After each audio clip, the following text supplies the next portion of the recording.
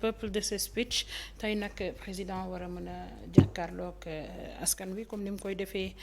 veillu 4 avril bu nekk daal di def benn discours tey paasan ci kàddu yi mu nar a yëkkati lan lañu ci mën a xaar. Ça va être très très très très difficile parce que en fait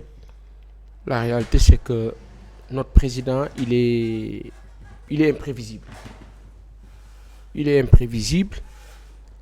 À un moment donné, il susurre dans l'évidence, mais il est hyper imprévisible. Man dama am benn gis-gis ba gàtt ba nga xam ne compliqué wul moo ni yàlla na ko yàlla roof baaxu kàddu président du kàddu xale. Kàddu président yaay njiitu réew sa kàddu loolu di fi xale. Kaddu qui parle c'est le président kaddu non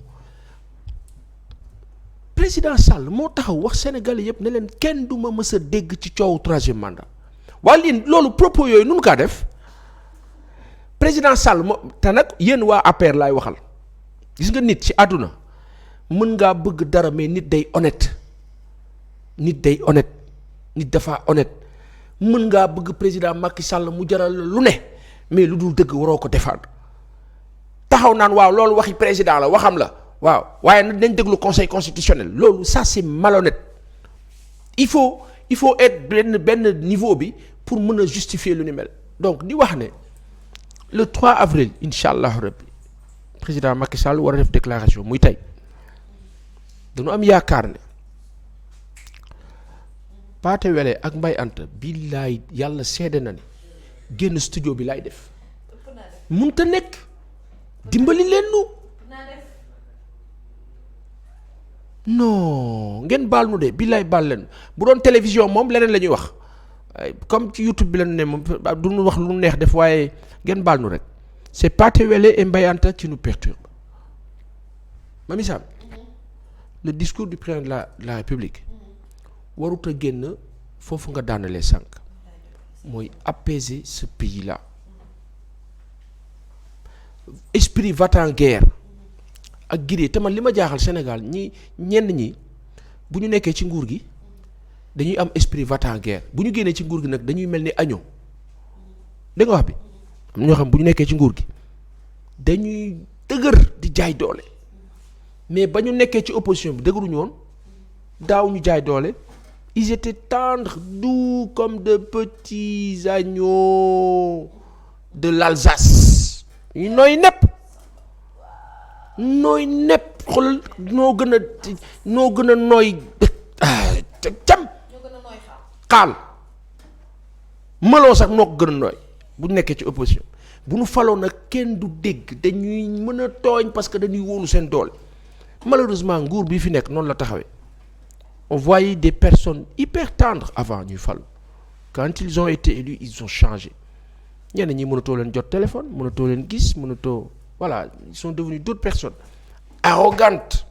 d'une arrogance stupéfiante et agaçante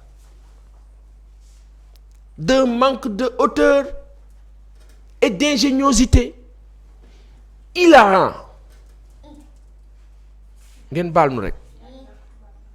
C'est-à-dire fi réew mi toll la tey dañu wax sunu kilifa ki jiite réew mi Mamy Samb moo laa wax kooku nag kàddoom bu sunu kàddu yi ñun ñi toog nii de président day wax Samb du ñun de njiitab réew wax kàddu ñëpp dégg kenn du ma dégg ci coowu troisième mandat ngeen ñëw naan dakaa def man nag maa ngi toog di am yaakaar ne. Déception boobu président du ma ko dundloo toog jàkkaarloog nun nii ci télé j'ai décidé de subhanallah xalaat bi sax baaxul président bul def loolu boo ko defee rek dafay mel ni sa carrière sa àdduna yépp nga jël sànni ci suuf te tubaab mën na laa piège mën na la gëmloo ne la dalay jàppale du la jàppale de le peuple ne veut pas et c'est la vérité vous avez toutes les infos président ak kilifa yi nga àndal tey discours bi noo xaar mooy suukar si manqué mooy jafe-jafe bii ci secteur yi ñu yore mu di privé di public mooy dette intérieure ak dette extérieure mooy sunu taux de croissance mooy taux de croissance bu war a dem ci Sénégalais yi mooy entreprise étrangère yi gàddu lépp ñun ñu desee dara loolu mooy wax bi de président et surtout sur le plan politique pour l'apaisement dire aux gens de l'opposition qu'effectivement de bonne foi et de haute civilité d'État intention bi nga am mooy réew mi dal président tey li ma benn kilifa message démb defe naa bu ma juumul daf ma ne boo toogee ci écran bi waxal président bi ne ko comme moom day gracier ci 4 avril 3 avril 4 comme day gracier na gracier prisonnier politique yi ci grâce bi na ci boole ñoom Pape Ndiaye na ci boole ñoom Nit Dof ñoom Fadilou Keita na ci boole ñoom ñëpp ñu téye Amy Dia c'est une femme président Amy Dia elle a des enfants président ñooñu ñëpp ci grâce bi bàyyi leen parce que nag bàyyi ay wuyu ngeen baal nu ay wuyu am na reykatu nit bu ñu fi bàyyi woon mu génnaat reyaat bàyyi ñooñu te ñoo xam ne ay gor yu defut dara lanu ndax lan dañoo bokk ci benn camp politique loolu ñaaw na président te bu ko def kayit yi lay indil ne pour nga signer ko président laaj leen ana ñi nga xam ne ñoom ngeen jàpp ci manifestation yi ana waa Pastef ana waa Yewwi ana ñeneen ana xale yi ngeen téye bàyyi leen ñëpp ana enseignants yi ngeen téye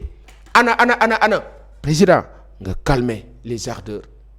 te nag wax ak sa partisans yi ne leen nu ut candidat loolu moo la dëgg président occidentaux yi ànduñu ak yow de bu dee dañ la ko gëmloo yaakaar loola ko attention dañuy mbas de ak luñ la mënti wax mën nañu jël téléphone wax ak yow ne la nangam bis ba jot doo leen gis et les peuples sont fatigués le peuple sénégalais en a ras-le-bol dafa sonn gestion sobre et vertueuse nga nu waxoon président yàlla dogal na def nga li nga ci mën lu bëri xew na fi ci ay scandale waaw nun kaa waxee fu nu kaa nettali lu ñuy wax waa koñ bi le 3 avril aujourd'hui les Sénégalais rêvent d'avoir un discours pompeusement positif avec des décisions fortes des actes vaillamment humains. Monsieur le Président, je vous donnerai l'exemple de la Sonatel Orange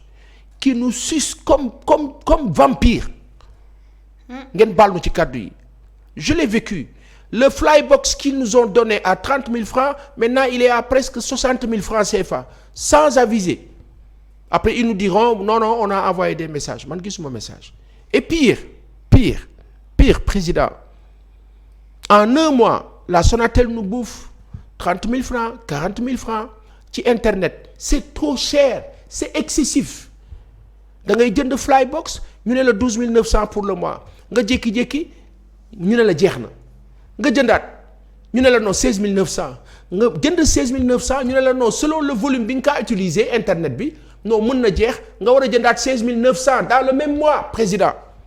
voilà des réalités mais d'une ignominie inqualifiable subies par les populations sénégalaises monsieur le président voilà ce qui doit vous préoccuper l'eau le mètre cube qui était vendu moins cher par la SDE malgré les difficultés vous nous avez proposé une société française qui vient nous dire il y a pas de problème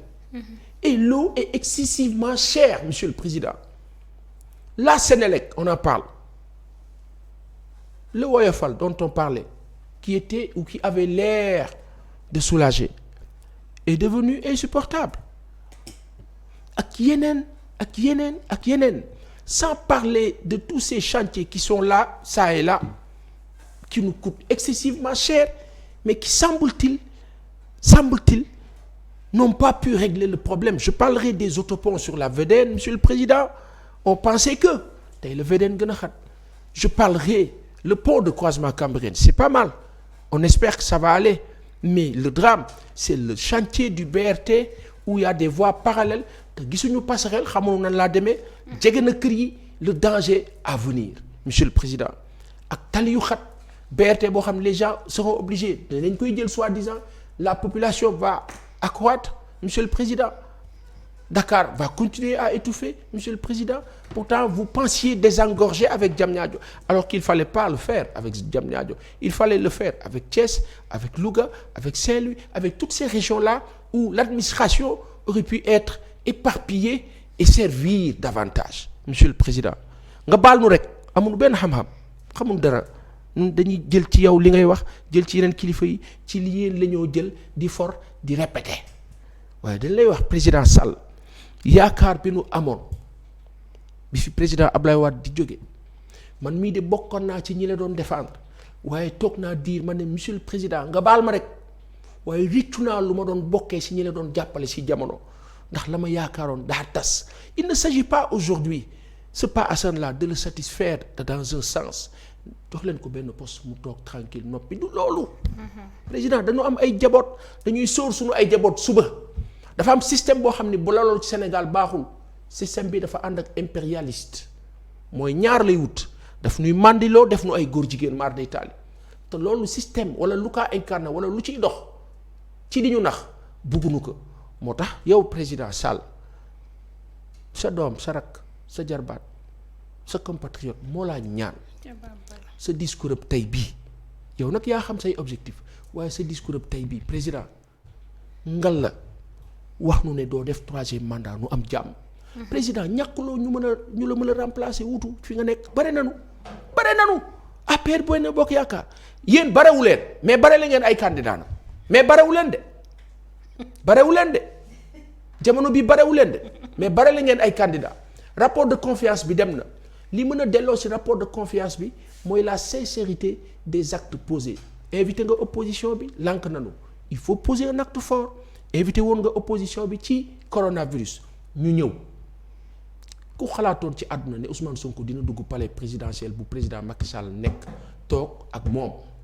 ku ko xalaatoon ci Khalifa Ababacar Sall ak ña sa des pourtant président tout le monde est venu mais malheureusement ba ngeen pare da ngeen teguwaat ci yoonam non fa ñu tolloon mais continuer di leen attaquer di leen persécuter loolu nag moo jur tey li xew nii tey. donc président Sall daal jàppal ni la sunu mbokk ba les bouddhistes di wax mooy la vraie force c'est le sens de la compassion. jërëjëf Seck alors Adjaratou yow dafa mel ni bu ñu déglu Pa Assane tey li ñuy xaar